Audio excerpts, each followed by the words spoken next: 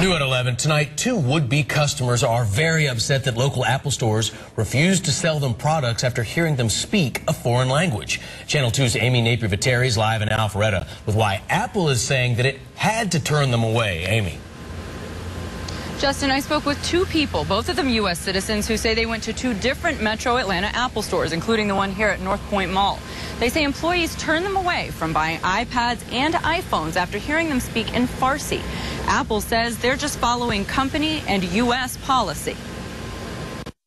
Very hurtful, very embarrassing. I actually walked out in tears. Sahar Sabet is a U.S. citizen. Like most 19-year-olds, the UGA student is never far from her iPhone.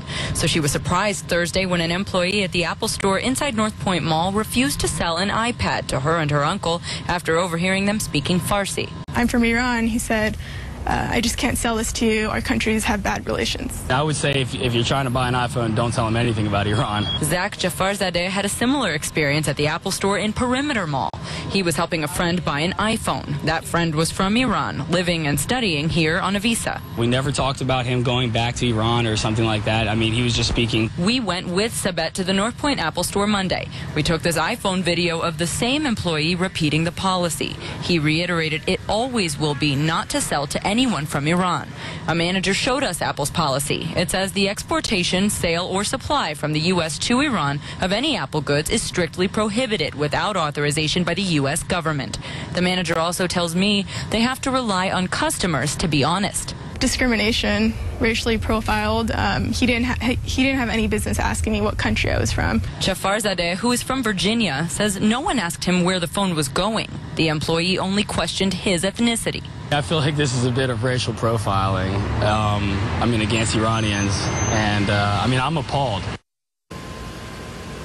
Sabet tells me she finds the policy confusing because it doesn't seem to be consistent. She says she called someone with corporate customer relations, and that employee apologized and told her she could purchase the iPad online. A spokesperson with the U.S. State Department tells me it is illegal to travel with a laptop or satellite cell phone to Iran without government authorization. However, she says she's not familiar with Apple enforcing that law. Live in Alpharetta, Amy Napier-Viteri, Channel 2 Action News Night Beat. So, Amy, let's be clear here. You're saying this is a State Department policy of the United States government, and they're pushing that down onto Apple. It's unclear whether the State Department has asked Apple to participate in this. The U.S. does have an embargo. They have trade sanctions with certain countries like Iran, Cuba, North Korea. But it's unclear. Apple would not give us an official statement on what they're doing or why. They simply pointed us to their policy. It will be interesting to see if we get more stories like this one. Amy, thank you very much.